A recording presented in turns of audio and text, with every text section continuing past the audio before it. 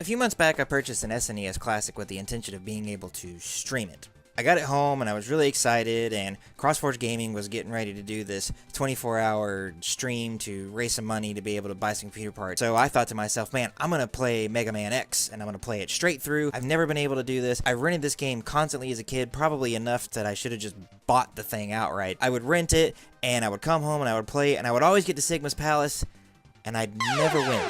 I could just never beat the dadgum game. So I'm really excited to be able to stream this. Mega Man X is on the SNES Classic. It's got an HDMI output. It'll fit right into my capture card. Everything's going to be great. And like a dummy, I didn't check it beforehand. Like, I'm a drummer. I know better. You don't show up to a gig 5 minutes beforehand and just go. Like, you need to be there hours ahead of time, and you do a sound check, and I did not do that. And here it comes. It's time for me to stream. I plug the SNES Classic into my capture card, and I boot up XSplit, and nothing. I got a black screen, and it's awful. I'm like living a nightmare. I'm thinking my new toy is broke, it doesn't work, that or my capture card doesn't work, which depending on your point of view may be worse. It's certainly more expensive than the SNES Classic Mini, but maybe a little bit easier to replace just because I can find a capture card on Amazon. I couldn't necessarily find one of these things just lying around anywhere. So I'm like, oh my gosh, what am I going to do? So I unplug the SNES Classic Mini and I plug something else into the capture card, and the capture card's working. Like, okay, capture card works. I take the SNES out to the TV in the living room and I plug it up. Okay, the SNES Classic works. Just for some reason, they don't like talking to each other. To this day, I have no idea why, but it meant that I wasn't going to be streaming Mega Man X for that tier. So after that, I made a decision.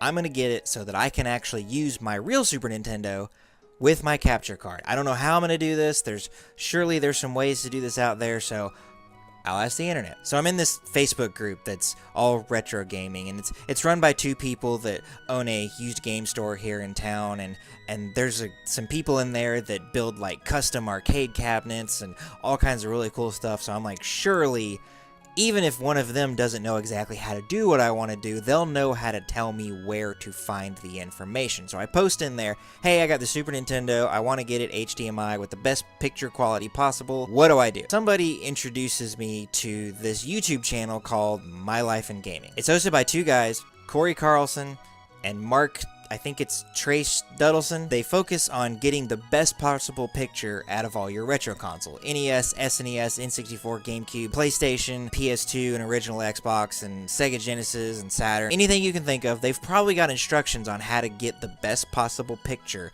out of this thing on your fancy new HD or even 4K television set. I quickly discovered these guys do not mess around. They've got hours upon hours, probably hundreds of hours of footage of them describing how you take these cables and this modification and on, and what these consoles are capable of doing, and just, I got sucked in. I watched so many videos of this stuff, like on breaks at work and in any free time that I could come up with, and it's just amazing the stuff that is out there. I was a little overwhelmed before I first started watching it, and I decided, well, they've got this series called the RGB Masterclass 100 level, so I thought, well, I'm gonna go ahead and just watch all of that. They get real technical with some stuff, and thanks to my background in television and video editing, I already knew what a lot of the terminology they were using, like RGB is really just red, green, and blue, and that's those component cables that maybe you saw some on the back of your Wii, maybe you even have some for your Xbox. The cables that the original Xbox 360 came with, I was familiar with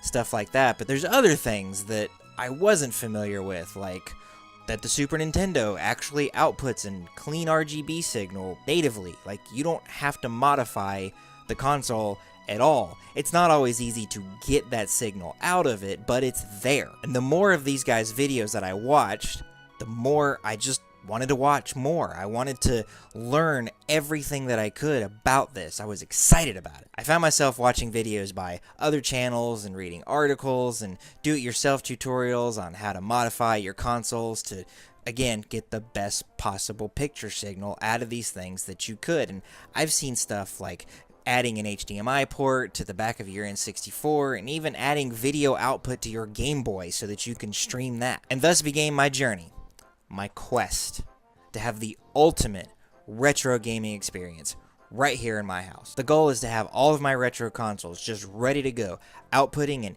HDMI signal, best possible picture quality that I can get out of them, be able to hook it up to my capture card and stream one whenever I want to, be able to take it out into my living room and hook it up to my big, gloriously beautiful HD TV and play it whenever I want to, have friends over, show them off, play the Super Nintendo, the Sega Genesis, just anything ready to go. I'll be trying out line doublers, console modifications. If I'm fortunate enough, I'm even going to try and pick up some consoles like the Retron 5 or the Analog Super NT and test those out and just see what is the best possible method and how much does it cost to be able to do this. Along the way, I'm going to be documenting all of my failures and all of my successes.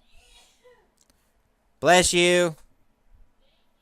Now, this journey is going to be a real long and slow one. I'd love to be able to say, I'm going to have a new video about me doing this every single week. The fact of the matter is, some of this equipment that I'm going to be looking for is hard to come by. Some of these modifications that I'm going to be doing are going to require me to learn new skills like soldering. I've never soldered anything before in my life. A lot of these things that I'm going to be trying to acquire are very, very expensive. I'm going to be acquiring things just as I can. Whenever I've got a few extra dollars here and there, I'll be able to pick something up. Whenever I've got some extra time, pour it into trying out a new method. There's not going to be a schedule for this. It's just going to be, I've got access to something and I had the opportunity to try it, so that's when the video is going to go up. Since there's no set schedule for this thing, the best way to know when a new video comes out is to subscribe to the channel, click that bell icon so you always get a notification when a new video goes up, and follow me on Twitter because I tweet out every video. If you would like to see these videos come out faster and the quality to improve, there are a few ways you can support me. I've got a Patreon and some affiliate links down in the description below. Definitely check those things out. If this is something you have experience with, and maybe you've heard about a new mod or a new device that I should be trying out, let me know down in the comments or at me on Twitter. If it looks like something I should try, I will definitely document how I failed spectacularly at trying it. I love you guys,